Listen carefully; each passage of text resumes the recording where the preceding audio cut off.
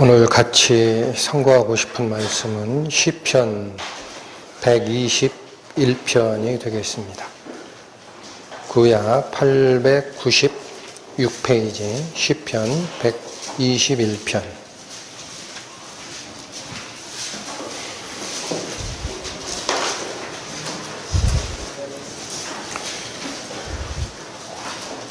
(1절부터) 살피겠습니다. 내가 산을 향하여 눈을 들리라. 나의 도움이 어디서 올꼬. 나의 도움이 천지를 지으신 여호와에게서로다. 여호와께서 너로 실족지 않게 하시며 너를 지키시는 자가 졸지 아니하시리로다. 이스라엘을 지키시는 자는 졸지도 아니하고 주무시지도 아니하시리로다. 여호와는 너를 지키시는 자라. 여호와께서 내 우편에서 내 그늘이 되시나니 낮의 해가 너를 상치 아니하며 밤의 달도 너를 해치 아니하리로다. 여호와께서 너를 지켜 모든 환난을 면케 하시며 또 내 영혼을 지키시리로다. 여호와께서 너의 출입을 지금부터 영원까지 지키시리로다. 기도하시겠습니다. 하나님, 감사합니다. 항상 저희에게 말씀을 열어 길을 보여주시고 하나님을 향하는 길에 무엇이 필요하고 무엇을 버려야 하는지를 명백하게 보여주심에 저희가 다시 방향을 잡고 하나님을 쫓아가게 됩니다. 오늘 저희는 성전으로 올라가는 노래 두 번째 시편 121편이 저희에게 요구하는 목표가 무엇인지, 순례자가 마음에 반드시 가지고 가야 되는 것이 무엇인지를 살펴보자 합니다. 이 시간 끝나는 그때까지 성령께서 저희의 마음을 주장하여 주셔서 선포되는 그 말씀 한마디 한마디 저희 마음속으로 받고 변화되어가는 저희 되게 인도하여 주옵소서. 예수님 이름으로 기도 올립니다. 아멘.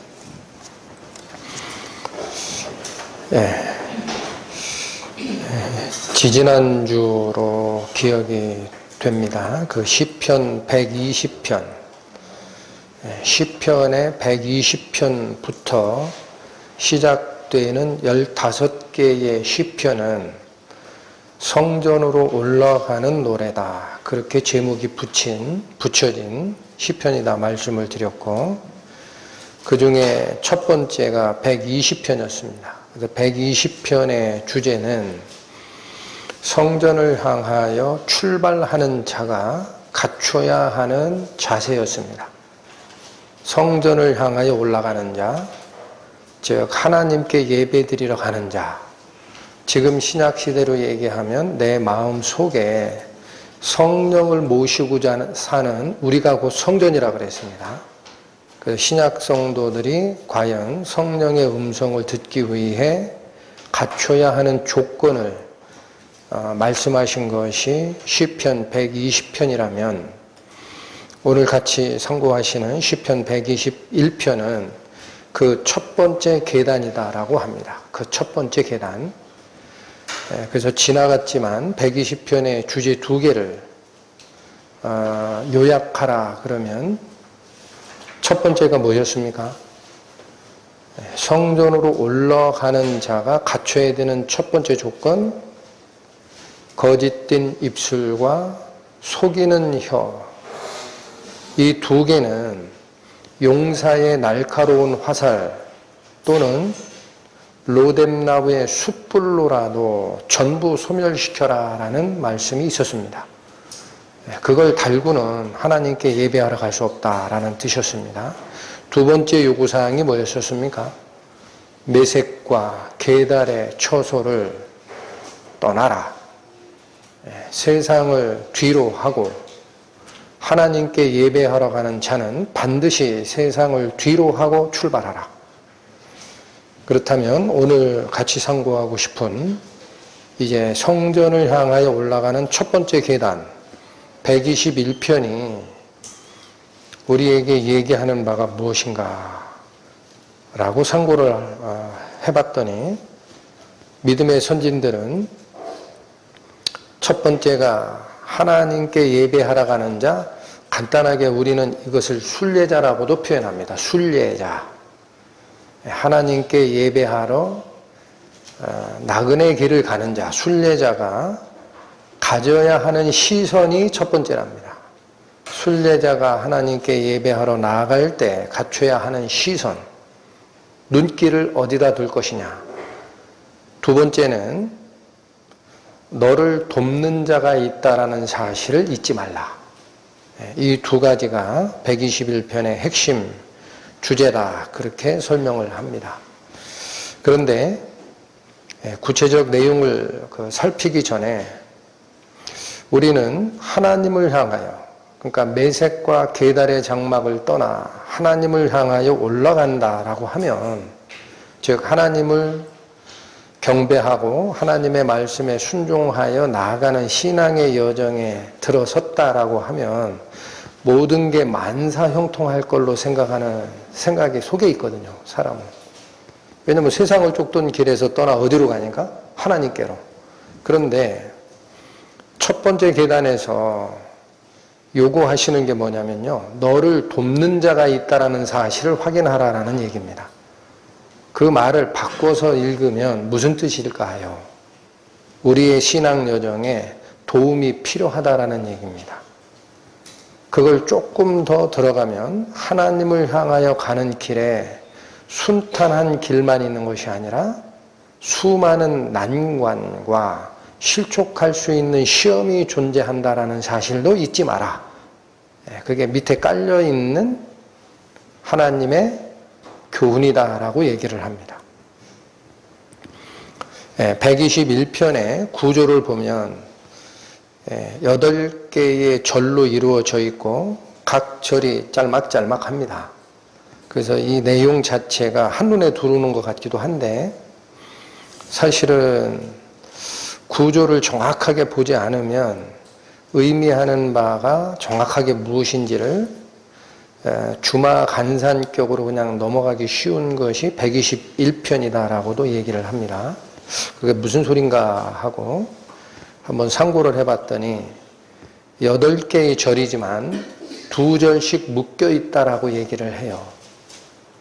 8개지만 사실은 4개로 묶여서 볼 수 있다라고 합니다. 그게 무슨 말인가 했더니 1, 2절은 묶으면 뭐에 대한 말씀이 됩니까? 자, 한번 다시 읽고 정리를 해봅니다. 내가 산을 향하여 눈을 들리라. 나의 도움이 어디서 올꼬? 나의 도움이 천지를 지으신 여호와에게서로다.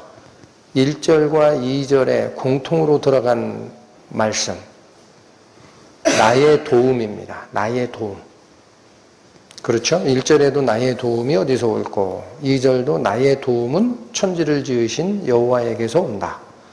그러니까 나의 도움이라는 주제로 1, 2절을 나눈 것인데 이런 성경의 구조를 뭐라고 하느냐면요, 반복에 의한 강조라고 합니다.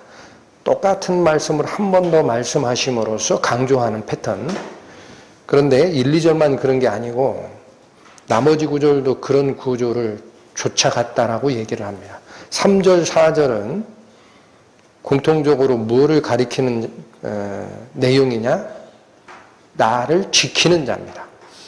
3절 보시죠. 여호와께서 너로 실족지 않게 하시며 너를 지키시는 자가 졸지도 아니하시리로다. 4절도 마찬가지죠. 이스라엘을 지키시는 자는 졸지도 아니하고 주무시지도 아니하시리로다. 3절, 4절을 하나의 절로 묶는다면 주제어는 뭡니까? 지키시는 자입니다. 그리고 5절, 6절과 7절, 8절도 묶을 수 있다라고 얘기를 합니다. 그래서 5절, 6절은 뭐냐? 3절, 4절에서 선언하셨던 지키시는 자가 어디로부터 지키느냐라는 내용입니다. 내용. 5절 보시면 여호와는 너를 지키시는 자라. 여호와께서 내 우편에서 내 그늘이 되시나니.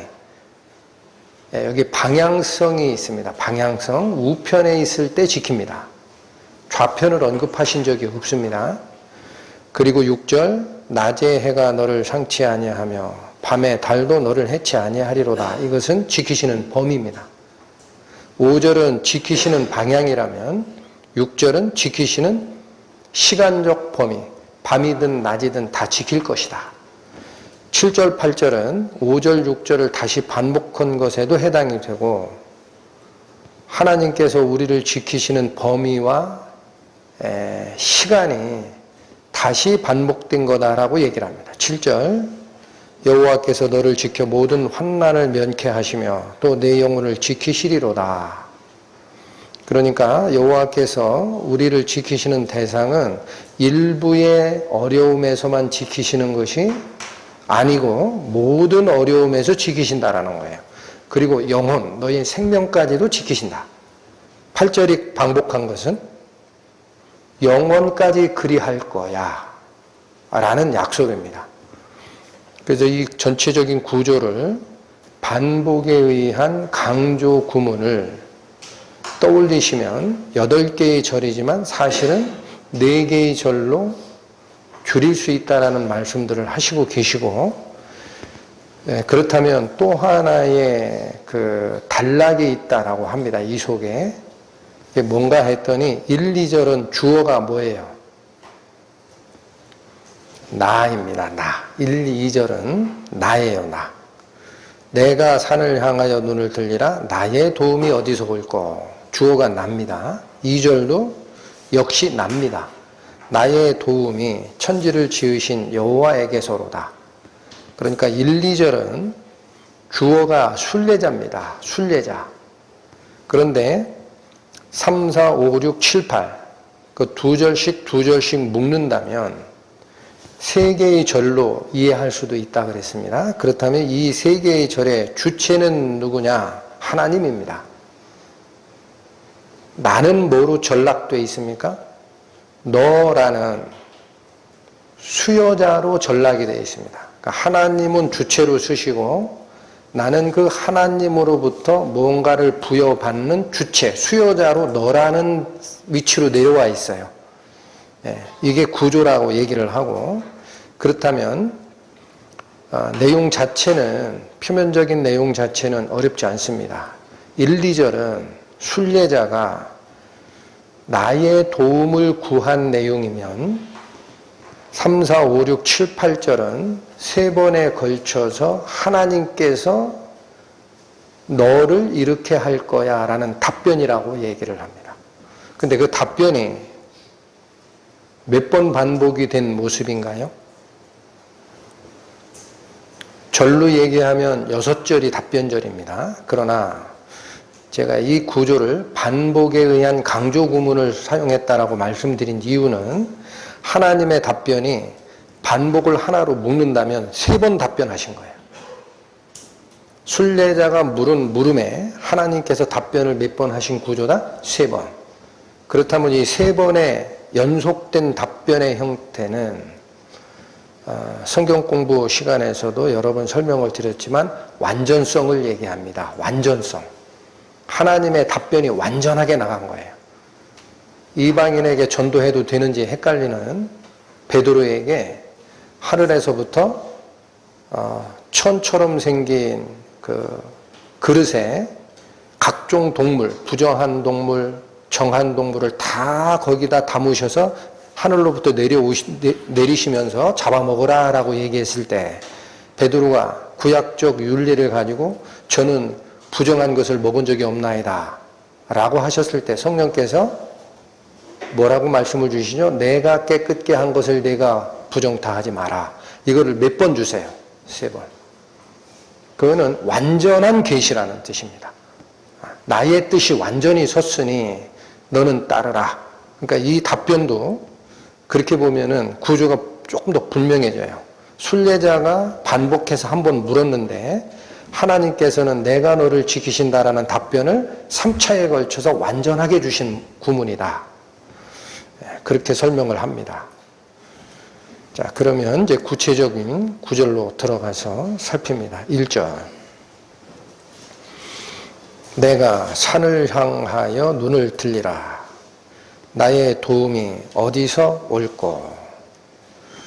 순례자는 메섹과 게달의 장막을 떠나 이제 순례길에 올랐습니다. 그런데 시선을 어디를 향하여 들고 있나요? 산이라고 되어 있습니다. 산. 이 산이라는 게 무슨 뜻일까? 성경적으로 사람이 산을 향해 눈을 든다라는 이 표현은 하나님이 거처 하시는 곳을 그렇게 상징적으로 표현을 합니다. 산 그러면 하나님이 계시는 곳. 이스라엘의 역사에서도 율법이 어디서 수여가 되죠? 시내산에 하나님이 임하시고 수여가 됩니다. 그 이후에 출애굽 이후에 이스라엘의 왕조 시대가 있었을 때에 하나님의 성전이 어디에 있습니까? 여호와께서 준비하시리라 한 여호와의 산, 우리는 그것을 성전산이라고 부릅니다. 그게 예루살렘 산이에요. 자, 신약 시대로 넘어오면 예수님께서 옛날 구약의 계명 말고 옛사람에게 이른 바 이렇게 얘기했으나 나는 너희에게 이렇게 이르노라 라는 새로운 계명을 펼치셨던, 팔복을 강해하셨던 그 위치가 어디입니까? 그 산입니다. 우리는 그거를 산상수훈이라고 합니다. 그러니까 하나님의 말씀이 선포되는 위치가 곧 산이라고 얘기를 하고, 하나 예를 한번 찾아보겠습니다. 시편 24편 페이지로 817페이지입니다. 시편 24편 3절과 4절 말씀. 여호와의 산에 오를 자 누구며 그 거룩한 곳에 설 자가 누군고. 3절에서 거룩한 곳에 설 자라고 뒤에 다시 상설, 자세하게 설명한 내용이 있는데 그 앞에는 단순히 뭐라고 표현했습니까? 여호와의 산에 오를 자라고 합니다. 그래서 이 여호와의 산이라는 곳은 우리가 이렇게 알듯이 아브라함이 하나님의 요청에 따라 내 독자 이삭을 나에게 번제로 드리라 했을 때 모리아 산에 가서 자기 독생자 이삭을 잡아 죽이려고 했었습니다. 그때 천사가 나타나서 그 아이에게 손대지 말라. 내가 네 믿음을 보았노라. 라고 하고 옆에 있는 풀숲에 뿔이 받쳐 있는 그 양을 보여줌으로써 제사를 드렸습니다. 그럼 제사가 완성된 것 같은데 아브라함의 입에서 나오는 것은 여호와의 산에서 준비되리라라는 미래형으로 선언을 해요. 그러니까 그 제사는 완전한 제사가 아닙니다. 앞으로 아버지 아브라함이라고 표현되는 하나님의 입장에서 아브라함의 독생자 이삭을 바치듯이 하나님의 독생자 예수 그리스도께서 제물 삼아 돌아갈 일이 있다라는 겁니다. 그게 여호와의 산에서 준비되리라, 여호와 이레라는 사상입니다. 그 여호와의 산이 다윗이 성전을 지었던 바로 그 산입니다. 그걸 성전산이라고 하고 예루살렘 산이라고 합니다. 그래서 이스라엘 사람들은 그곳을 시온산이라고도 합니다. 어찌됐든 하나님의 산, 여호와의 산에 오를 자라는 표현이 시편 24편 3절에 사용이 됩니다. 그러니까 우리는 시편 121편에 산을 향하여 눈을 들리라 라는 순례자의 그 고백에서 산은 어디 산이냐? 하나님이 계신 곳입니다. 4절을 다시 읽고 갑니다. 자, 3절부터 다시 읽겠습니다. 여호와의 산에 오를 자 누구며 그 거룩한 곳에 설 자가 누군고. 그 손이 깨끗하며 마음이 청결하며 뜻을 허탄한 데 두지 아니하며 거짓 맹세치 아니하는 자로다. 4절의 내용이 계속 반복이 되고 있는 모습입니다. 손이 깨끗하다라는 표현은 속여서 빼앗거나 가난한 자를 압제한 적이 없다라는 의미입니다. 구약 성경의 의미가. 그러니까 이것도 행실이 속임이 없다라는 뜻으로 받으셔도 돼요. 그리고 이어지는 마음이 청결하다. 마찬가지. 행실뿐만 아니라 마음까지도 속임이 없다라는 뜻입니다. 뜻을 허탄한 데 두지 아니한다라는 말은 하나님께만 뜻을 둔다라는 뜻입니다. 하나님이 지으신 피조세계에 뜻을 두는 것은 모두 허탄한 겁니다. 그러니까 이것은 세상과 재물과 개인의 부귀영달에서 눈을 돌려 하나님께 뜻을 두는 자가 거룩한 곳에 서기 적당한 자다라는 얘기고, 뒤에 나오는 거짓 맹세치 아니하는 자로다. 이 말씀 또 한 번 진실하게 대하라라는 부탁입니다. 그러니까 이런 것들은 여호와의 산에 오르고 그 거룩한 곳에 서는 자들은 누가 됐든 마음에 담아야 되는 말씀들이에요. 그래서 저는 이 말씀을 상고하다가 골로새서 3장 9절 말씀이 떠올랐어요. 다른 말씀보다 너희가 서로 거짓말을 말라. 이건 누구에게 한 부탁입니까? 너희가, 성도 간에. 그래서 이게 하나님을, 보이지 않는 하나님을 쫓아가는 과정에 그게 악의적인 다른 말을 하는 게 아니고, 우리 인간적으로 얘기할 때 백색 거짓말이라는 표현을 쓰는 게 있습니다. 다들 아실 겁니다. 좋은 의도에서 사실과 다르게 얘기하는 것들. 그러나 그런 것마저도 사람은 완전치 않기 때문에 그게 오해의 소지가 될 수 있어요. 하나님을 쫓아가는 과정에서는 어찌됐든 마음이 있는 그대로 하나님 앞에 고하는 것이 여호와의 거룩한 곳에 서는 기본 자세다라는 말씀을 받습니다. 다시 본문으로 돌아가십니다. 시편 121편 1절 다시 읽고 갑니다. 내가 산을 향하여 눈을 들리라. 나의 도움이 어디서 올꼬. 2절 나의 도움이 천지를 지으신 여호와에게서로다. 저는 그 2절이 121편의 핵심 주제, 중심 주제를 나타낸다고 생각합니다. 이거를 잊어버리면 순례길이 힘들어지고 배움이 없어진다라고까지 생각을 내렸어요. 결론이. 자, 여기 다시 봅니다. 나의 도움이라고 되어 있습니다. 이건 성도 각자가 마음에 새겨야 되는 거예요. 우리의 도움이라고 표현 안 합니다. 순례길에 오른 모든 성도는 내가 문제가 있었을 때 이렇게 받으셔야 돼요. 내가 환난에 처했을 때, 내가 오해 속에 빠졌을 때 도움이 어디서 온다? 천지를 지으신 여호와에게서만 온다. 이 사실을 반드시 기억하라. 근데 이 시편의 기자는 이걸 발견을 했습니다. 질문 던지고 곧바로 발견했어요. 참으로 다행이죠. 자, 근데 이 나의 도움이 천지를 지으신 여호와에게서로다라는 말이 이 당연한 말씀이기 때문에 우리는 성경 말씀을 읽다가 이런 말씀은 그냥 쑥 지나갑니다. 당연한 말씀은 그냥 쑥 지나가게 되어 있거든요. 그런데 오늘 이 말씀을 준비하다가 제가 이걸 조금 더 말씀이 연결되는 연결고리를 통해 들어가 봤더니 의미가 점점 드러납니다. 나를 돕는 자는 누구시란 얘기죠? 천지를 지으신 하나님이다라는 얘기입니다. 그 지당하신 말씀을 그런데 반대로 돌려보세요. 나의 도움은 천지를 지으신 여호와 외에는 없다라는 얘기입니다. 여기까지 당연하고 지당하죠. 그런데 한 번 더 나가면, 그런데 내가 어떤 문제에 휩싸이거나 내가 어떤 오해를 받거나 할 때에 사람에게 인정을 받으려 하거나, 즉 사람의 도움을 필요로 하거나 혹은 그 동조 세력을 얻고자 한다면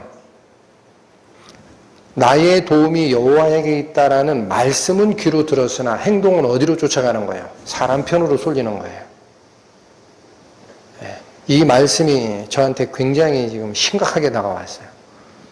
그래서 이 말씀대로 행동한 사례가 있습니다. 전에 몇 차례 말씀이 나가서 다 기억하실 겁니다. 포로 생활에서 돌아올 때 마지막에 예루살렘에 거처하는 이스라엘 사람들에게 율법을 반포했던 자 학사 에스라, 믿음이 가장 그 당시에 신실했던 자로 제가 보고 있는데 에스라의 사례를 한번 봅니다. 에스라 8장 722페이지.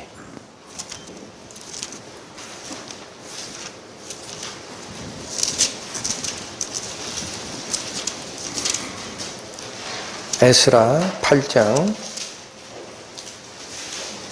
21절 부터 23절까지 상고하겠습니다.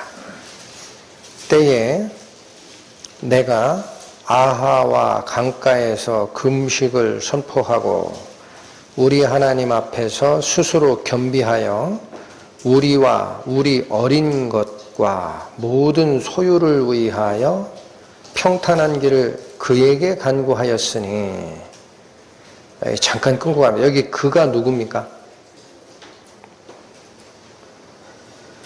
그 누구에게 간구했습니까? 21절 다시 읽습니다. 때에 내가 아하와 강가에서 금식을 선포하고 우리 하나님 앞에서 스스로 겸비하여 우리와 우리 어린 것과 모든 소유를 위하여 평탄한 길을 그에게 간구하였으니, 하나님께 간구하는 겁니다. 22절 이는 우리가 전에 왕에게 고하기를 우리 하나님의 손은 자기를 찾는 모든 자에게 선을 베푸시고 자기를 배반하는 모든 자에게는 권능과 진노를 베푸신다 하였으므로 길에서 적군을 막고 우리를 도울 보병과 마병을 왕에게 구하기를 부끄러워하였습니다. 학사 에스라가 왕의 칙서를 가지고 돌아오는 과정입니다. 그러니까 당연히 그 황제 왕에게 부탁하면은 호위병 줍니다. 너 길 가다가 너희 고국까지 가려고 그러면 먼데 길 가다가 산적만 할 수도 몰라. 그러니까 내가 호위병 딸려줄게 라고 하면은 충분히 줄 수 있었어요. 그런데 이 학사 에스라가 자기 백성들을 데리고 예루살렘으로 돌아오는 길에 그걸 요청하지 않았다라는 거예요. 왕에게.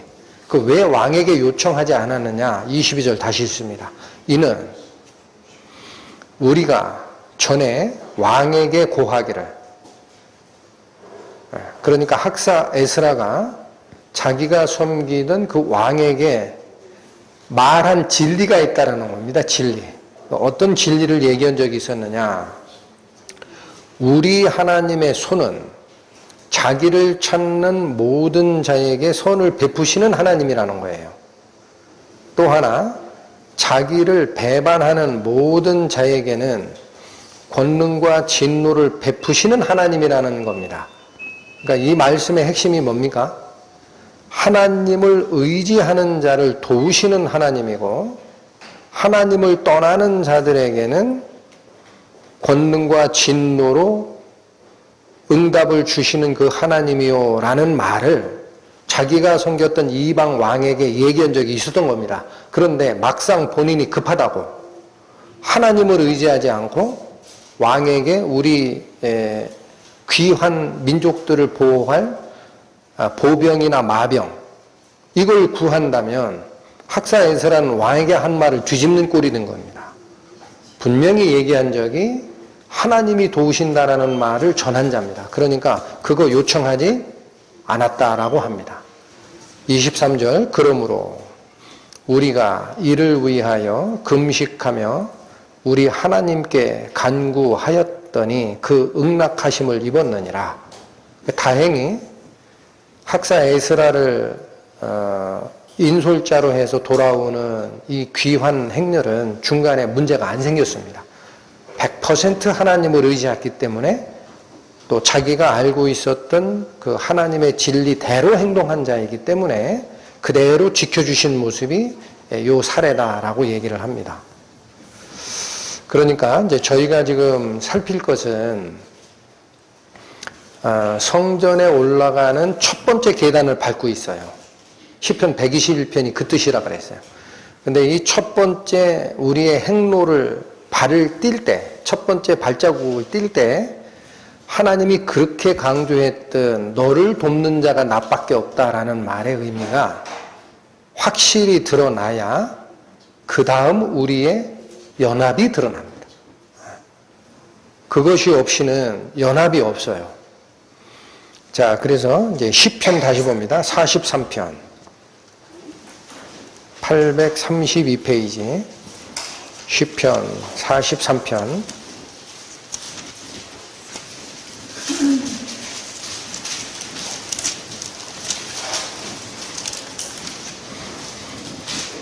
오절 말씀.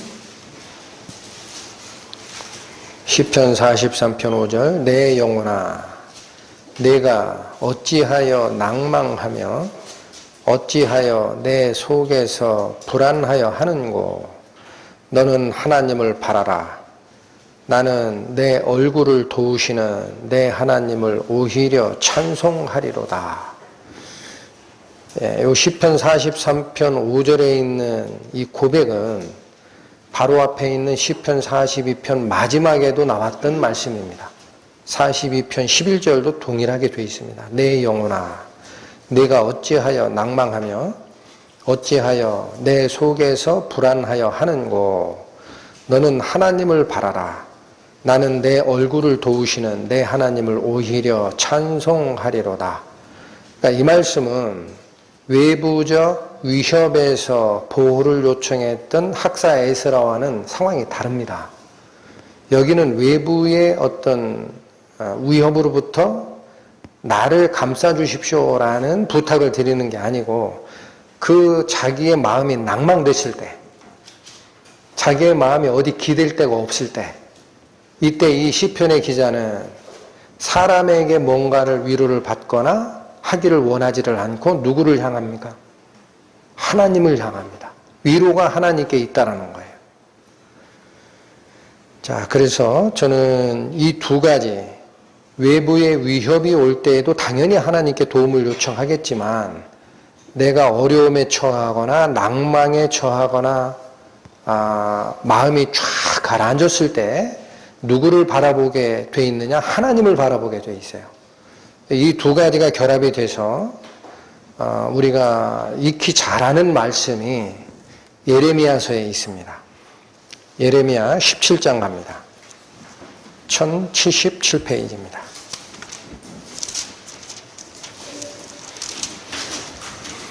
예레미야 17장 5절에서 8절 말씀. 나 여호와가 이같이 말하노라. 무릇 사람을 믿으며 혈육으로 그 권력을 삼고 마음이 여호와에게서 떠난 그 사람은 저주를 받을 것이라. 그는 사막의 떨기나무 같아서 좋은 일에 오는 것을 보지 못하고 광야, 건조한 곳, 건건한 땅, 사람이 거하지 않는 땅에 거하리라. 그러나 무릇 여호와를 의지하며 여호와를 의뢰하는 그 사람은 복을 받을 것이라. 그는 물가에 심기운 나무가 그 뿌리를 강변에 뻗치고 더위가 올지라도 두려워 아니하며 그 잎이 청청하며 가무는 해에도 걱정이 없고 결실이 그치지 아니함 같으리라. 5절에서 8절 말씀에 5절이 잘못된 길로 갈 수 있는 부분을 경계한 말씀입니다. 5절의 말씀 다시 읽습니다. 나 여호와가 이같이 말하노라. 무릇, 성경 말씀을 읽으시다가 무릇 대저 이런 말이 나오죠. 그러면 이거는 범용적 진리를 나타내는 거예요. 다 통하는 말이라는 겁니다. 어떤 경우에도 다 통하는 말을 얘기할 때 대저 혹은 무릇 이렇게 시작을 합니다. 그러니까 지금 하나님이 가리키는 이 진리는 일반적인 진리이니까 마음에 새겨라라는 그런 의미입니다. 무릇 사람을 믿으며 혈육으로 그 권력을 삼고 마음이 여호와에게서 떠난 그 사람, 여기 한 사람을 지목을 합니다. 이 사람은 어떤 상태에 가 있느냐? 사람을 의지하는 거예요. 여기 믿으며라는 말은 의지하며라는 거예요. 사람을 의지하며 혈육으로 권력을 삼고라는 말은 혈육 있는 자가 누굽니까? 피와 육을 가지고 있는 자 누구예요? 사람이에요. 다시 받는데 사람이라는 말을 그렇게 받은 거예요. 그러니까 사람으로 그 권력을 삼고라는 뜻인데 권력 그러니까 정치 권력인 걸로 우리가 이해를 하기가 쉽죠. 네, 그러나 원래 뜻은 정치 권력의 개념이 아니라 사람이 나의 힘이 되어줄 것으로 믿는 그런 마음이에요. 다른 번역본에는 사람이 힘이 되어주려니 하고 생각하는 자입니다. 그러니까 두 말씀이 반복된 겁니다. 앞에 있는 말씀을 다시 반복한 거예요. 무릇 사람을 의지하는 자. 다시 얘기합니다. 사람이 힘이 되어주려니 하는 사람. 그러면서 마음은 어디에서 멀어진 자? 하나님께서 멀어진 자는 축복에서 떠나 저주의 길을 가는 것이라는 거예요. 굉장히 경계가 강합니다. 그러니까 우리가 하나님을 의지하는 이 마음의 자세는 외적인 위협에서부터도 당연히 하나님께서 막아주시죠 라고 믿는 마음이 있지만 내 마음속에 문제가 생길 때가 있습니다. 실망하거나 사람에 실망하거나 본인이 뭔가 무시당했다고 느끼거나 하는 그런 아주 잡다한 것들, 그런 일이 생겼을 때에 하나님께 나아가는 자가 있고 사람의 동조를 얻고자 해서 말을 나누는 사람이 있어요. 그러면 이게 어느 쪽이냐가 드러나는 겁니다. 그러니까 이게 굉장히 중요한 얘기를 오늘 가르쳐 주시는 거예요. 모든 도움은 어디서 온다? 천지를 지으신 여호와에게서 온다. 저는 그 말씀을 어떻게 받느냐면요. 천지만 지으셨습니까? 우리도 지었죠. 우리의 몸도 지었지만 우리의 마음을 지으신 분. 그래서 그분 앞에는 우리의 마음이 털끝만치도 숨길 게 없이 다 드러나는 그분. 그분이 우리를 정확하게 알고 계십니다.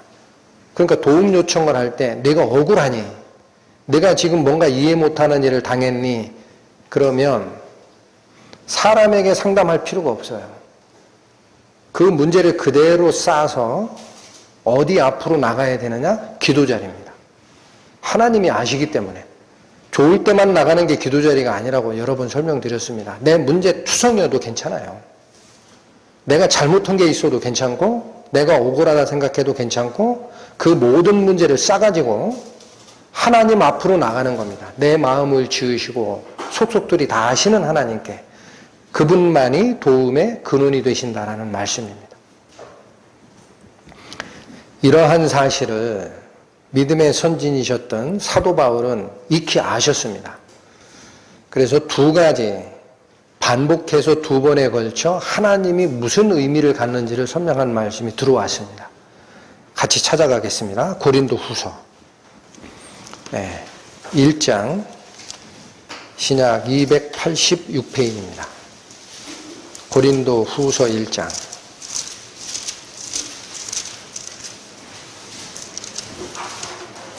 8절과 9절 말씀.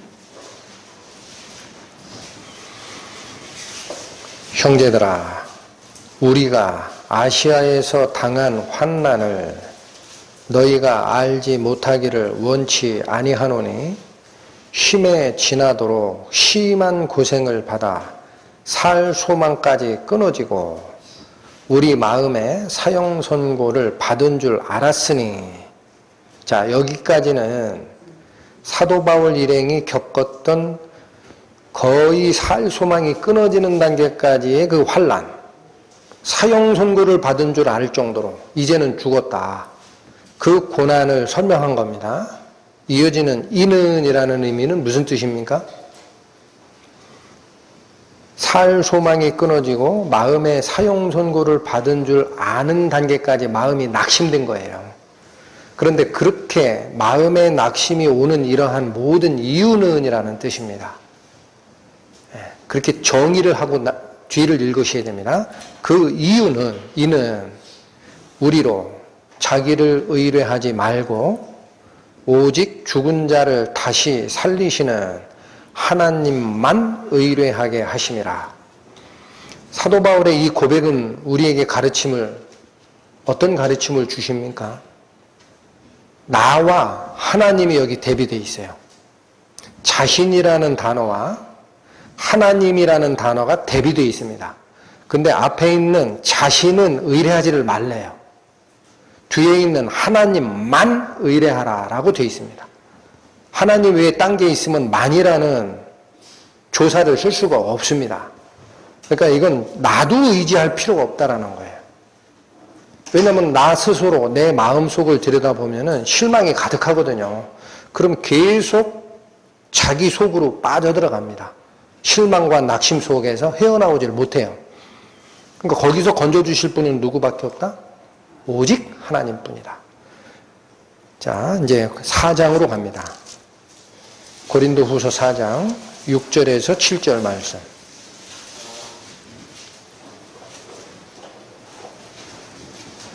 어두운 데서 빛이 비추리라 하시던 그 하나님께서 예수 그리스도의 얼굴에 있는 하나님의 영광을 아는 빛을 우리 마음에 비추셨느니라. 6절을 한마디로 얘기하면 뭘까요?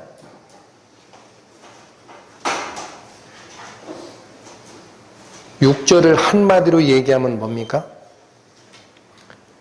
지금 설명이 긴데 하나님의 영광을 아는 빛을 우리 마음에 비추셨다라는 말은 성령 주셨다라는 거예요. 성령의 알게 하심으로 아는 거예요. 하나님의 영광을. 그렇죠?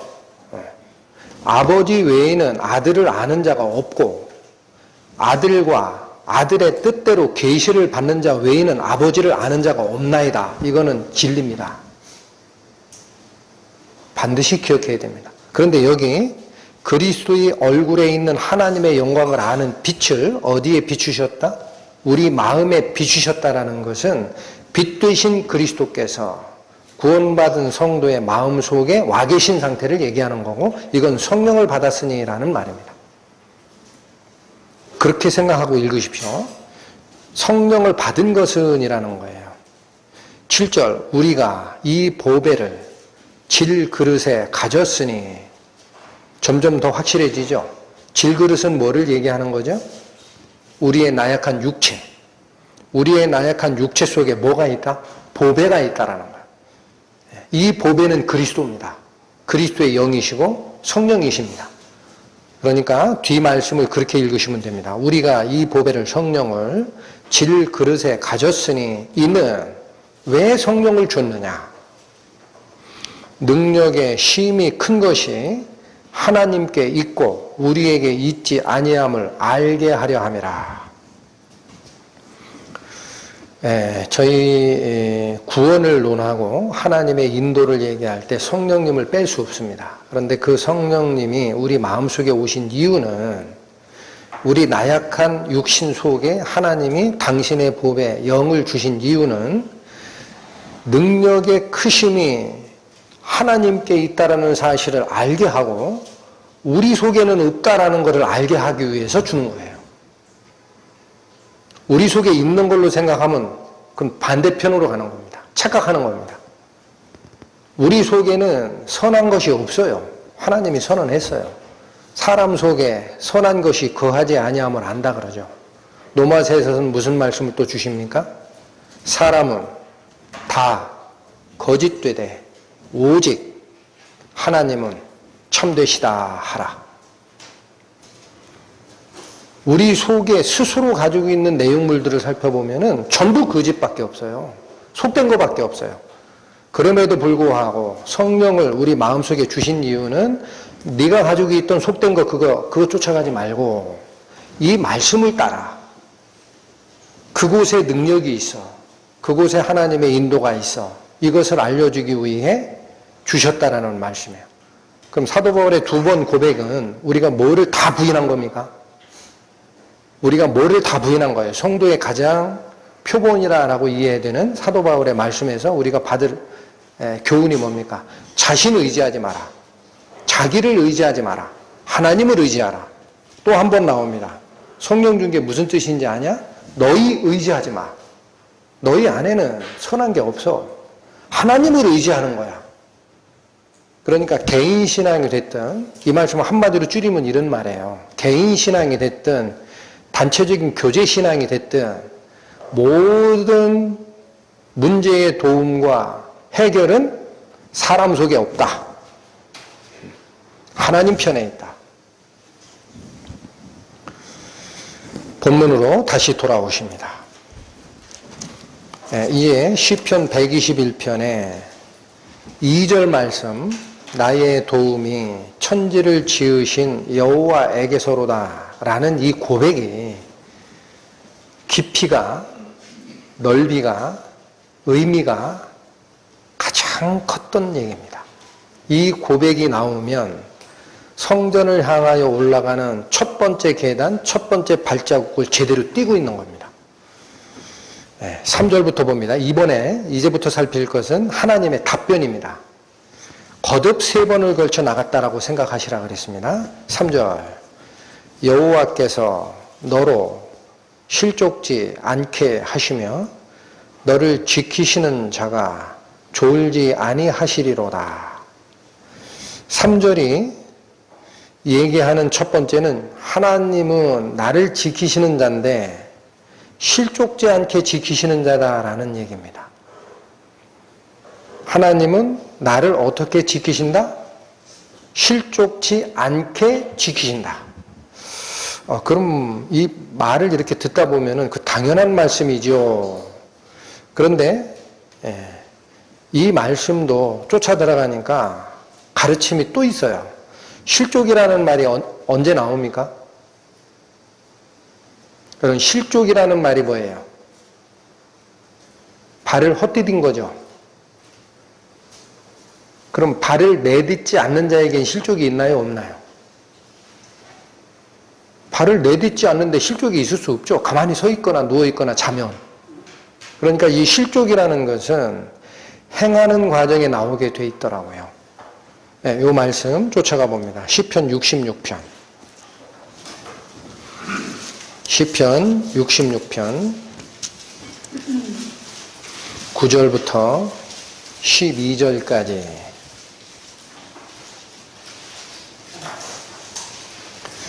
8절부터 읽겠습니다.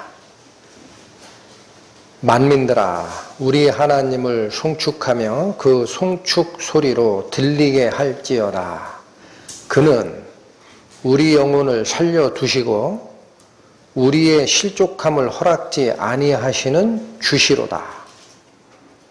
하나님을 찬송할 이유를 우리 영혼을 살리시고 그 영혼이 앞으로 진행해 나아가는 길에서도 실족지 않게 하는 분이기 때문에 찬송하라라는 뜻인데 8, 9절만 읽으면은 그렇지, 실족지 않는 거야.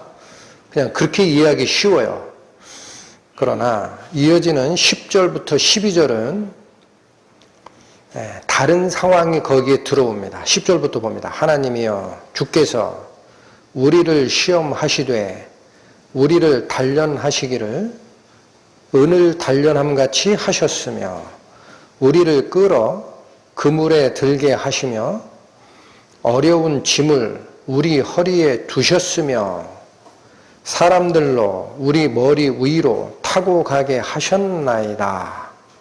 우리가 불과 물을 통행하였더니 주께서 우리를 끌어내사 풍부한 곳에 들이셨나이다.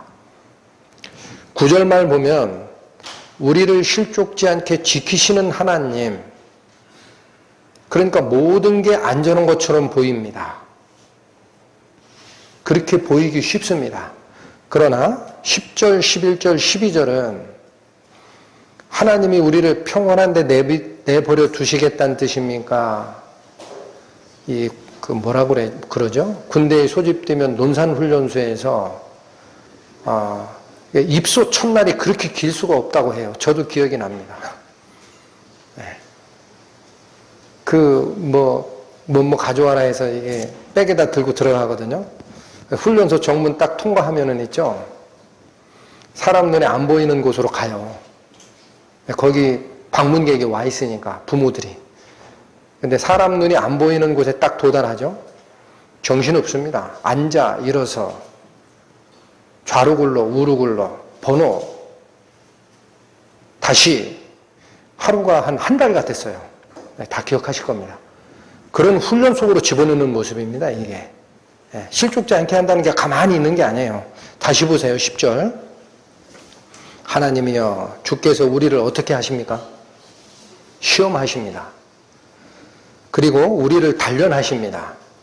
어떤 비유로 이 말씀을 주셨느냐? 은을 단련함 같이 하셨다라는 거예요. 은을 단련하려면 불순물이 빠져나와야 됩니다. 금도 같습니다. 그럼 우리 속에 하나님이 바라시는 속성으로 바꿔가는 성화의 삶에서는 뭘 먼저 꺼내야 단련이 됩니까? 찌꺼기, 불순물. 그게 있고는 순도를 올릴 수가 없어요. 그러니까 계속 쳐내고 열을 가하고 하는 것이 이 단련의 과정입니다. 이렇게 했다라는 거죠. 그러니까 이거는 견디기 힘든 시험입니다. 특히나 마음속에서 일어나는 이런 시험들이 더 어려워요. 계속 나옵니다. 11절. 우리를 끌어 어디에 들게 하셨습니까? 이거는 이해하기 힘든 상황인 거예요. 단순히 어려운 훈련이 아니고요. 우리가 그물에 걸린 것처럼 이해가 됐다라는 거예요. 새가 그물에 걸려보세요. 빠져나오려고 발버둥 칠수록 어때요? 얽힙니다. 물고기가 그물 속에 걸렸다고 가정을 해보십시오. 옴짝달싹 못합니다. 어디가 방향인지 앞인지 뒤인지 이걸 어떻게 풀어야 될지 알 수가 없는 정도예요. 그런데 그러한 시험에 우리를 집어넣습니다. 10절, 11절은 가혹하리만큼 심한 육체적 고난, 정신적인 혼돈, 속으로 집어넣는데 12절의 말씀은 또 다른 걸 얘기하더라고요. 이 시험의 과정에 직접적으로 사용되는 수단이 누구느냐? 사람이에요, 사람. 12절 보세요. 사람들로 우리 머리 위로 타고 가게 하셨나이다. 이 표현이 참 재밌죠? 예를 들면 이런 거죠. 성도들이 쭉 서 있는데 어떤 사람이 그 열 지어 있는 사람 머리를 그냥 밟고 지나가는 형국이에요, 이게. 그러니까 이건 뭐예요? 눈에 보이는 현상을 그렇게 설명한 건데, 사람이 나의 이 뭐라고 하죠? 자존심, 나의 위신 볼 것도 없어요. 밟고 지나다닙니다. 그러니까 이 사람 간의 문제는 얼마나 힘들어요. 이 말이 그런 뜻입니다. 사람들로 우리 머리 위로 타고 가게 하셨나이다. 그거 누가 하신 거다? 하나님. 그 왜 그렇게 할까요? 이제 결론이 나옵니다. 우리가 불과 물을 통행하였더니 주께서 우리를 끌어내사 어느 곳에 들이셨다? 부요함에 이끌어내시는 겁니다. 그럼 여기 목적지, 부요함에 도달하기 전까지는 이런 훈련이 있는 거고, 내가 무시당했다라는 상황이 나오는 거고, 나의 자존심 다 구기는 문제가 나오는 것이고 한 거예요. 그럼 이 풍부한 곳이 어딜까요? 이 풍부한 곳이 어디입니까? 다른 성경 말씀으로 봅니다. 신명기 갑니다. 29장 308페이지 신명기 29장 2절에서 6절 말씀.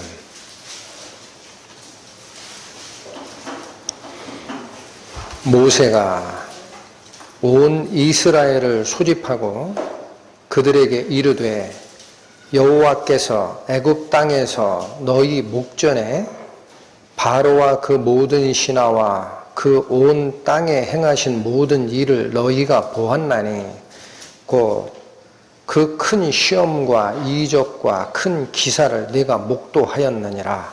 그러나 깨닫는 마음과 보는 눈과 듣는 귀는 오늘날까지 여호와께서 너희에게 주지 아니하셨느니라. 주께서 40년 동안 너희를 인도하여 광야를 통행케 하셨거니와 너희 몸에 옷이 낡아지지 아니하였고 너희 발에 신이 헤어지지 아니하였으며 너희로 떡도 먹지 못하며 포도주나 독주를 마시지 못하게 하셨음은 주는 너희 하나님 여호와이신 줄을 알게 하려 하심이라. 모세가 얘기한 이 말의 핵심은 그 많은 기적을 통해 이스라엘 백성을 끄집어내고 하였지만 그 의미가 무엇인지 깨닫는 자가 거의 없었다라는 거예요. 4절 말씀이 그겁니다. 그러나 깨닫는 마음과 보는 눈과 듣는 귀는 오늘날까지는 여호와께서 너희에게 주지 않은 것 같다. 너희들이 이거를 이해하는 게 없다. 그러시면서 무슨 얘기를 하십니까? 주께서 40년 동안 너를 인도하여 광야를 통하게 하셨거니와 너희에게 부족한 게 있었니? 라는 겁니다. 너희 신발이 떨어진 적이 있었냐? 너희 옷이 낡아진 적이 있었냐? 너희가 먹을 것이 없어서 굶어 죽은 적이 있었냐? 그런 뜻입니다. 이게 신앙생활의 시험이고 훈련입니다.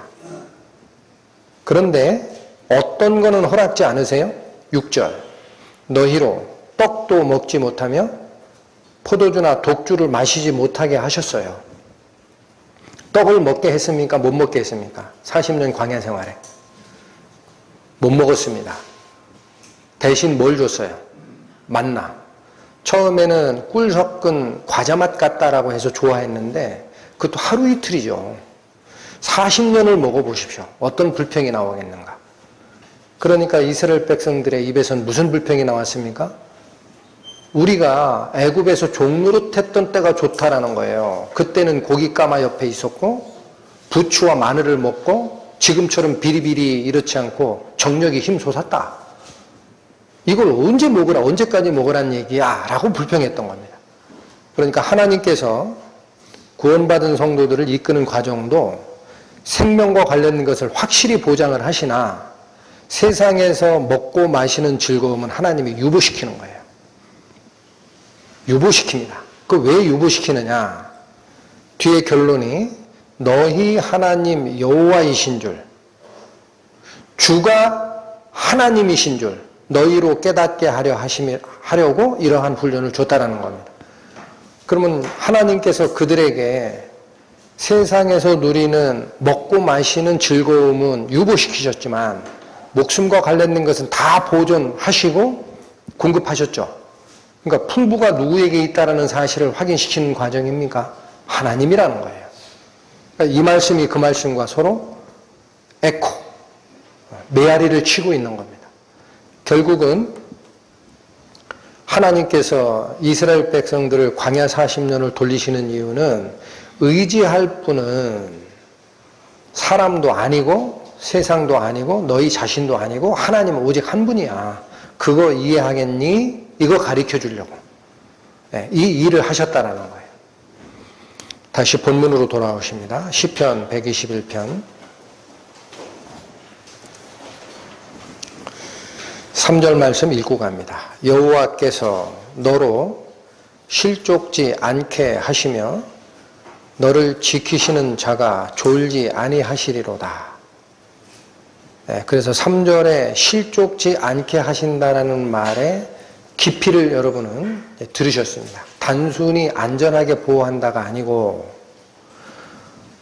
불과 물의 시험, 그걸 통과하게 하고 사람에 의한 짓밟힘도 경험하게 하고 그런 과정을 통해 소망이 하나님께 있음을 알게 하시려.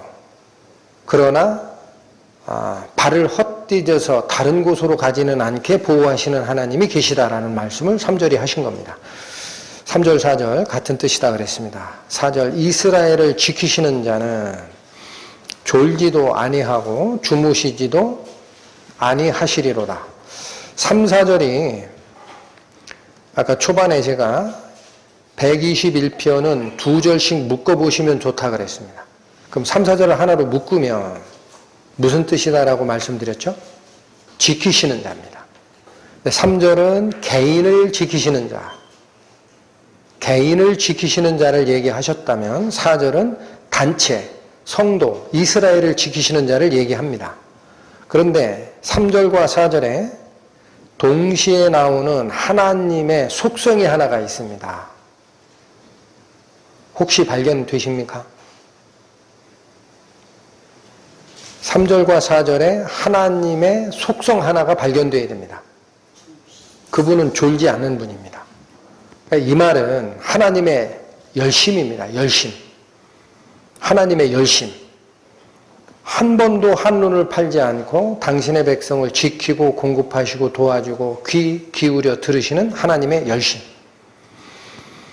이사야서 27장으로 갑니다. 994페이지.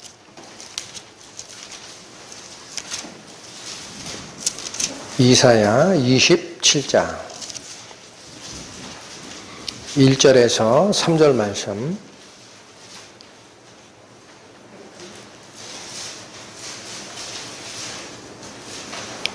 그날에 여호와께서 그 견고하고 크고 강한 칼로 날랜 뱀 리워야단 곧 꼬불꼬불한 뱀 리워야단을 벌하시며 바다에 있는 용을 죽이시리라.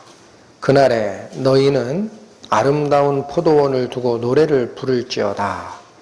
나 여호와는 포도원 지기가 되며 때때로 물을 주며 밤낮으로 간수하여 아무든지 상해하지 못하게 하리로다. 여기 이사야서 27장의 1절에서 3절까지 말씀은 1절 말씀은 이 얘기입니다. 여기 표현은 날랜 뱀 리워야단, 꼬불꼬불한 뱀 리워야단 이렇게 표현하셨는데 이건 뱀으로 표현되는 사탄입니다. 하나님께서 마지막 날에 당신의 말씀의 검으로 이 사단을 벌하시는 때가 있다라는 겁니다.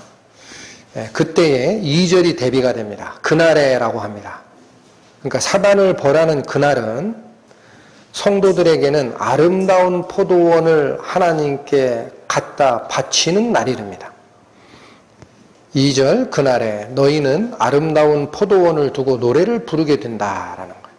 이 포도원이라는 것은 방금 저희들이 살피는 시편 121편에 3절은 너를 실족지 않게 하시는 분 하나님, 그걸 강조하셨다면 4절은 이스라엘을 지키시는 분 하나님을 강조했다. 약간의 차이는 있다라는 말씀을 드렸습니다. 이 이스라엘을 지키시는 하나님이라는 것은 성도 전체 교회를 지키시는 그런 역할입니다. 그런데 여기 보면 2절에 그날에 너희는 아름다운 포도원을 두고 노래를 부를 것이다 라고 합니다. 이 포도원이라는 집단은 이게 교회입니다. 하나님이 키우셨던 교회. 마지막 날 사탄이 심판을 받아 죽고 하나님의 역사의 열매인 성도들의 교회, 그 아름다움이 드러날 때 우리는 노래를 부르게 돼 있다는 거고 3절 나 여호와는 포도원 지기가 되며 포도원 주인이 누굽니까? 교회의 주인이 누굽니까? 하나님이시라는 선언이에요. 왜 그렇게 찬송을 받아 마땅합니까? 때때로 물도 주고 밤이 됐든 낮이 됐든 지키고 아무도 상해하지 못하게 한 자가 나라는 얘기입니다. 이게 하나님의 열심입니다. 밤낮이 없이 우리를 지켜주시는 하나님의 열심. 여러분 혹시 그거 기억나십니까? 엘리야 선지자가 바알의 제사장 430명과 대결을 할 때 바알 제사장들이 자기의 신 바알을 향하여 제단에 제물을 쌓아놓고 하늘에서 불이 내려와 제물을 사르기를 기도해도 안 되죠. 그러니까 자기 몸을 상해하고 별다른 방식으로 신을 불러내리는 구슬해도 안 됩니다. 그럴 때 엘리야의 입에서 무슨 말씀이 나왔어요? 계속 부르라 그러죠. 너희의 신이 혹시 외출했는지, 너희의 신이 잠깐 어딜 나갔는지, 혹은 주무시는지 어떻게 하냐. 계속 깨워봐라. 기억납니까? 그건 비아냥입니다. 천지를 지으신 진짜 신은 주무시지 않는 거예요. 깨어있는 하나님이라는 거예요. 그 대비시키는 모습입니다. 하나님이 바로 이렇게 교회를 지키시고 당신의 아름다운 업적을 이루어 가십니다. 성경의 다른 쪽의 말씀은 여호와의 열심히 이를 이루리라 라는 말씀들이 있습니다. 그러니까 이 모든 것을 이루어 가시는 하나님의 열성이 시편 121편 4절에 드러났다라고 봅니다. 다시 갑니다. 시편 121편. 네, 이제 5, 6과 7, 8절이 남아 있습니다. 그러니까 3절, 4절은 똑같은 말씀을 하시는 것 같지만 너를 지키시고 교회를 지키시는 여호와가 계셔라는 뜻입니다. 그러니까 개인을 보호하시고 개인의 신앙을 양육하시고 이끌어 가시는 분도 하나님이시고 교회 전체를 지키시고 이끌어 가시고 물 주시는 분도 하나님이다라는 거예요. 5, 6절은 그분이 하는 지키시는 방향과 범위입니다. 5절 봅니다. 여호와는 너를 지키시는 자라. 여호와께서 내 우편에서 내 그늘이 되시나니. 무슨 뜻일까요? 우리는 생각과 말씀을 받는 것이 자기 위주인 경우가 많아요. 사람은 어쩔 수 없어요. 그러니까 이 말씀을 시편 121편도 개인적으로 앞에서부터 쭉 읽어 내려가면은요, 너무 은혜롭다 하고 끝냅니다. 나를 이렇게 지켜주신다니 하나님 감사합니다 하고 끝내요. 대부분 그렇습니다. 그런데 오늘 이 말씀을 같이 상고하기 위해서 한 깊이를 더 들어가서 봤더니 경고도 있습니다. 경고. 5절이 그 경고입니다. 여호와는 너를 지키시는 자라. 맞아요. 그런데 여호와께서 어디서 너의 그늘이 되십니까? 내 우편에. 자, 이 말은 하나님의 말씀은 참 정밀해가지고 우편과 좌편을 반드시 구분합니다. 하나님. 예수님께서 양과 염소의 비유, 심판의 비유에서도 오른쪽에 있는 자는 영생을 얻을 자, 왼쪽에 있는 자는 영벌에 들어갈 자, 구분하시죠? 우라는 게 뭘까요? 우. 오른쪽. 영어로 얘기하면 right hand side입니다. 오른편. 근데 hand side 빼고 오른 그러면 right가 됩니다. 그건 하나님이 얘기하는 의를 대표하는 단어입니다. righteousness입니다. righteousness. 왼편은 뭐라고 합니까? left hand side. hand side 빼고. 왼 그러면 left예요. left는 의미가 뭐죠? leave, 어디서 떠나다라는 L-E-A-V-E, leave 동사의 과거 분사가 left예요. 어디서 멀어진 쪽이라는 겁니다. 어디서 멀어졌을까요? 하나님으로부터 멀어진 쪽이에요. 그래서 하나님으로부터 멀어진 쪽은 왼편에 있는 자는 하나님의 은혜가 가는 게 아니라 네 스스로 의롭지 않으면 하나님으로 올 수 없다예요. 하나님의 은혜에서 떨어진 자는 그래서 스스로 의로워질 방법이 없습니다. 이제에겐 저주만 있어요. 하나님의 오른편에 또 나의 오른편에 하나님이 계신 이 과정은 항상 경계해서 읽어야 됩니다. 그러니까 여기 5절의 말씀이 의미하는 바가 심각해지죠. 여호와는 너를 지키시는 자인데 어느 쪽에서 지키느냐? 여호와는 내 우편에서 내 그늘이 되시는 거야. 반대로 읽으면 좌편에선 그늘이 되어 안 돼요. 하나님은 그렇게 지키시질 않습니다. 이 말은 우리에게 주는 교훈이 내가 하나님께 순례의 길을 갈 때 하나님이 옳다 하는 편에 또 하나님이 옳다 하는 편을 향하여 움직일 때에는 하나님이 보호를 하십니다. 그러나 내가 여길 떠나요. 좌편으로 가요. 하나님을 의지하기보다 사람을 의지해요. 또 하나님의 도움을 원하기보다는 사람의 도움을 원해요. 하나님께 기도하기보다는 내 하소연 들어줄 사람을 찾아요. 그러면 이 본인의 이 선택은 하나님을 향하는 우편을 향하는 자냐, 아니면 나는 좌편을 따라가는 자냐, 구분이 돼야 됩니다. 하나님은 어느 자를 손을 잡아서 일으키시는 거죠? 우편에 향하는 자. 그러니까 이 하나님의 지키심을 무조건적으로 자녀니까 다 지켜주시겠지라고 생각하는 것도 굉장히 위험합니다. 구원받는 것도 선택입니다. 하나님의 은혜가 있고 필요 없어. 난 혼자 의로워질 수 있어. 율법 앞에 내 스스로 쓸 거야. 이 선택의 기로에서 갈라지는 거예요. 구원받은 후에도 하나님의 인도를 내가 받을지, 내 마음의 쏙닥거림을 쫓아갈지, 그것도 선택입니다. 항상 순간순간 선택이라고 해요. 그때마다 어느 자리로 나가야 되느냐? 하나님 편으로 가야 됩니다. 이거를 신약 성경에서는 뭐라고 얘기하느냐? 포도나무 가지가 나무에 붙어 있지만 말씀 안에 거하지 아니하면 잘려 나간다고 해요. 요한복음 봅니다. 15장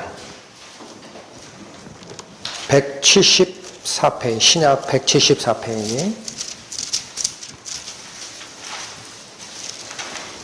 요한복음 15장.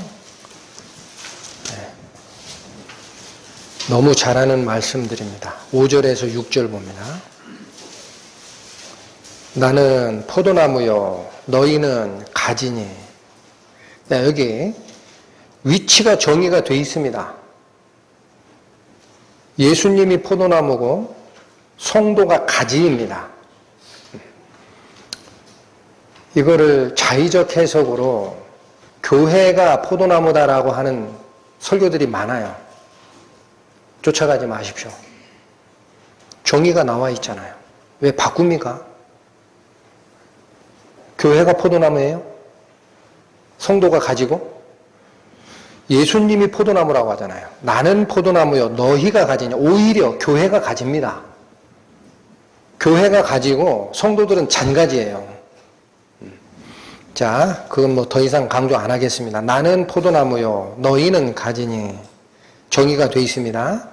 그러면 뒤에부터 나오는 너희는 다 성도를 얘기하는 거예요.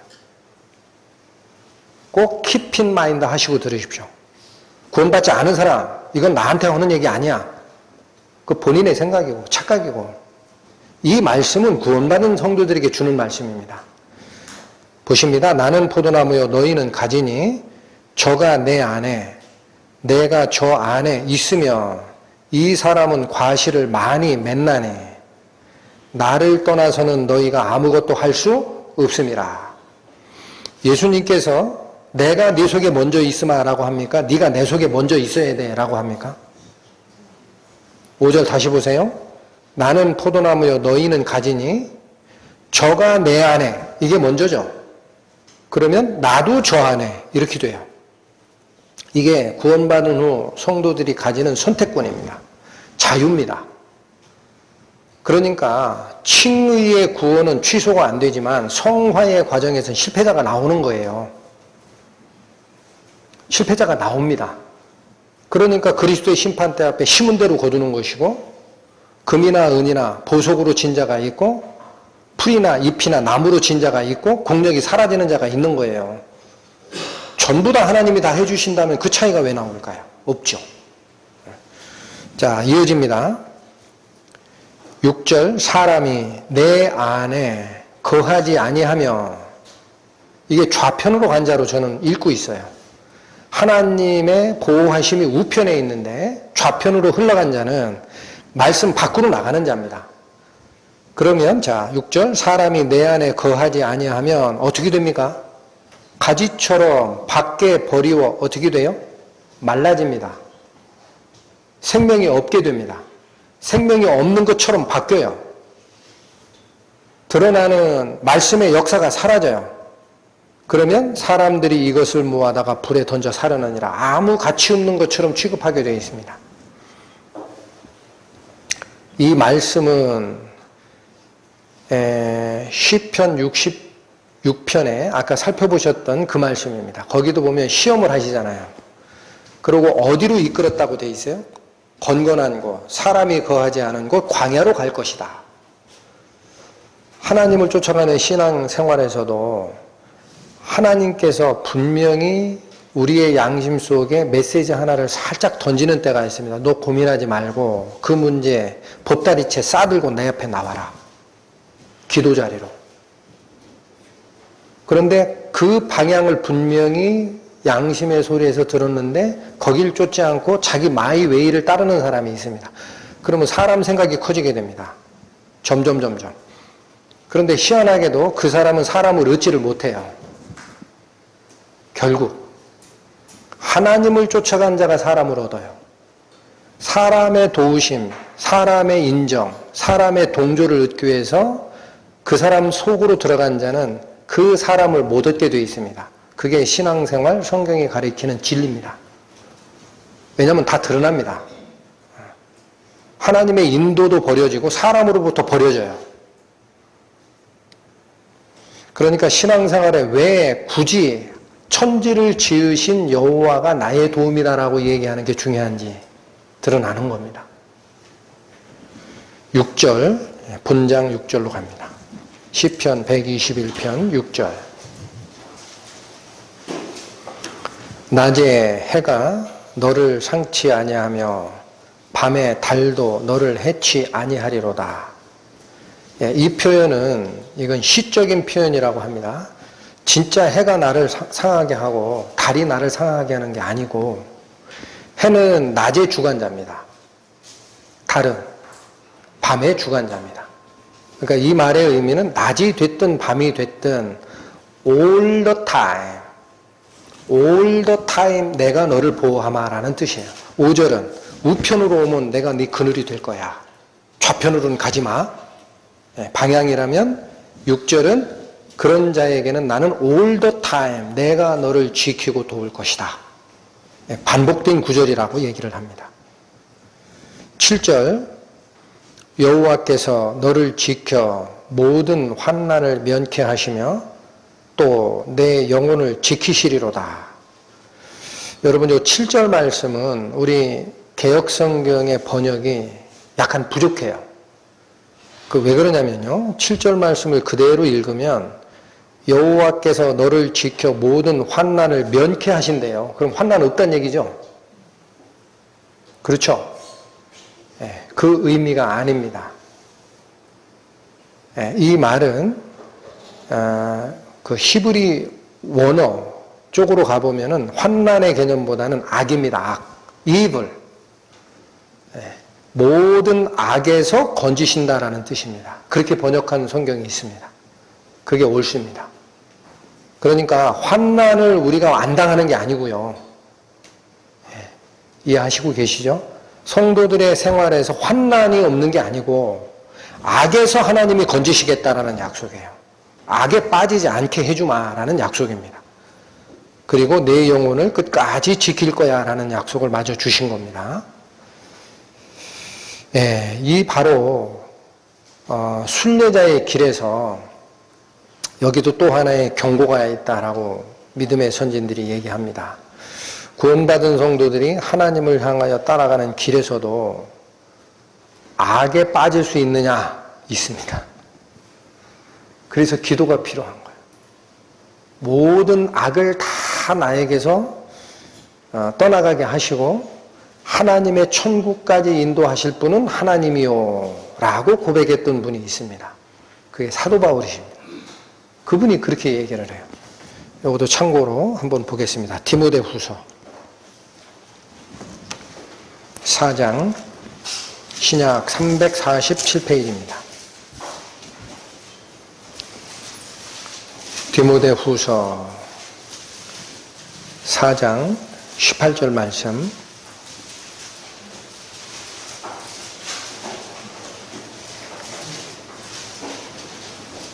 7절부터 읽겠습니다. 주께서 내 곁에 서서 나를 강건케 하심은 나로 말미암아 전도의 말씀이 온전히 전파되어 이방인으로 듣게 하려 하심이니 내가 사자의 입에서 건지웠느니라. 주께서 나를 모든 악한 일에서 건져내시고 또 그의 천국에 들어가도록 구원하시리니 그에게 영광이 세세무궁토록 있을지어다. 아멘. 우리가 천국, 천성을 향하여 가는 길에는 하나님이 악한 일에서 우리 자신들을 건져내시고 또 어떤 사건, 어려움으로부터 도움을 주시고 구원하시는 일이 있습니다. 그걸 사도 바울은 끝까지 하나님의 나라에 들어갈 때까지 하나님께서 그 일을 하실 거니 모든 영광과 찬송을 아버지께 드리겠나이다 라고 얘기를 하고 있는 거죠. 본문으로 다시 오십니다. 시편 121편 7절 8절 말씀은 5절 6절을 다시 반복하면서 또 자체적으로 강조를 한 것 같습니다. 7절 여호와께서 너를 지켜 모든 환난을 면케 하시며 또 내 영혼을 지키시리로다. 8절 이제는 영원을 얘기합니다. 여호와께서 너의 출입을 지금부터 영원까지 지키시리로다. 시편 121편 뿐만 아니라 시편 120편까지 즉 하나님을 예배하러 출발하는 자의 자세와 첫 번째 발걸음 어찌 되어야 하는지를 설명한 말씀이었고 좀 요약을 하면 출발 전에는 거짓된 입술과 불평하는 혀를 배격하라. 또 세상을 향하던 시간과 노력을 뒤로 하고 떠나라. 그 다음 121편이 가리키는 바는 하나님의 거룩한 곳, 하나님의 산을 향하여 눈을 들고 가는 자는 하나님으로부터만 도우심을 바라라. 내가 너를 도울 수 있다. 그게 교훈인 걸로 받고 있습니다. 특히나 그 사람을 의지하는 이런 문제는 제가 시간 날 때 믿음의 선진들의 책들을 가끔씩 보거든요. 제가 봤던 책 중에 그 토마스 캠피스라는 분이 쓴 책이신데 그리스도를 본받아라는 제목의 책이 있었어요. 가끔 놓고 옆에 보고 도움을 많이 받습니다. 근데 그 분이 쓴 얘기 중에 인간의 헛된 판단이라는 소제목 아래에 이런 글이 있습니다. 한번 소개를 해드리면 좋을 것 같아서 적어왔습니다. 나의 자녀야, 내 마음을 하나님께 단단히 맡겨라. 내 양심이 거룩함과 흠 없음을 입증할 때는 사람의 판단을 두려워하지 마라. 그로 인해 고통받는 일은 선하고 행복한 일이다. 마음이 겸손하고 하나님을 의지하는 사람에게는 대단한 일이 아니다. 말이 많은 사람에게 귀 기울이지 마라. 모두를 만족시키는 것은 불가능하다. 하나님께 시선을 고정한 채 사람들의 시비에 응대하지 말라. 당장은 회복이 불가능한 것 같고 부당하게 수치를 겪는 것 같을지라도 속상해하지 말고 성급하게 행동하지 마라. 예레미야 17장 아까 보셨던 그 말씀이 이 토마스 캠피스라는 이분의 말씀과도 같고 두 가지 길이 분명히 드러나는 것 같습니다. 예레미야 17장 5절에서 강조한 것이 뭡니까? 무릇 사람을 의지하지 말고 사람이 내 힘이 되어주려니 그렇게 생각하지도 말라. 오히려 하나님 편에 고하고 하나님의 도움을 청하라. 왼편으로 가게 되면 사람의 인정을 갈구하게 되어 있습니다. 우리는 부족하기 때문에. 그리고 사람의 위안을 받으려 전화기에 손을 대는 시간이 많아요.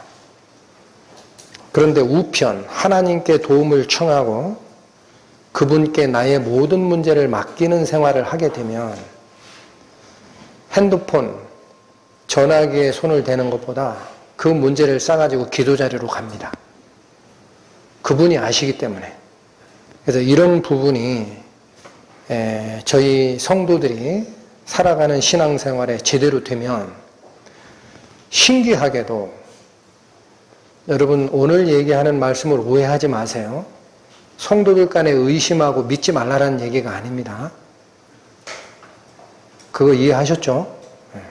나의 마음의 문제가 됐든 뭐가 문제가 됐는데 내가 하나님 앞에 문제되는 게 없어요. 뒤로 살펴도.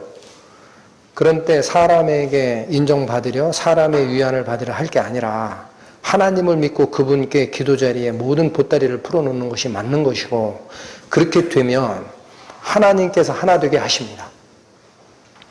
그것이 신앙생활에 저희를 향한 첫 번째 스텝, 시편 121편, 성전에 올라가는 자의 첫 번째 발걸음이 이래야 된다는 말씀으로 저는 받았습니다. 기도드리시고 마치겠습니다. 하나님, 사람들의 인정을 받으려 하는 저의 마음을 돌이켜주시고 오직 하나님께서 사랑하신 성도들을 그 하나님의 사랑을 본받아 사랑하는 저 되게 하여 주옵소서. 세상을 향하는 시선에서 저희 눈을 돌려주시고 하나님의 산을 향하는 시선으로 이끌어 주옵소서. 불평의 말이나 험담을 입에서 멀리하게 하여 주시고 소용되는 대로 복음에 합당한 말을 제 입에 두게 하여 주옵소서. 앞으로 가는 모든 길에 오직 하나님을 저의 구원자, 도우심을 주시는 자로 받들어 하나님께 고하고 답을 얻고 그 교제 속에서 성도들과 하나 되는 저에게 인도하여 주옵소서. 예수님 이름 받들어 기도 올립니다. 아멘.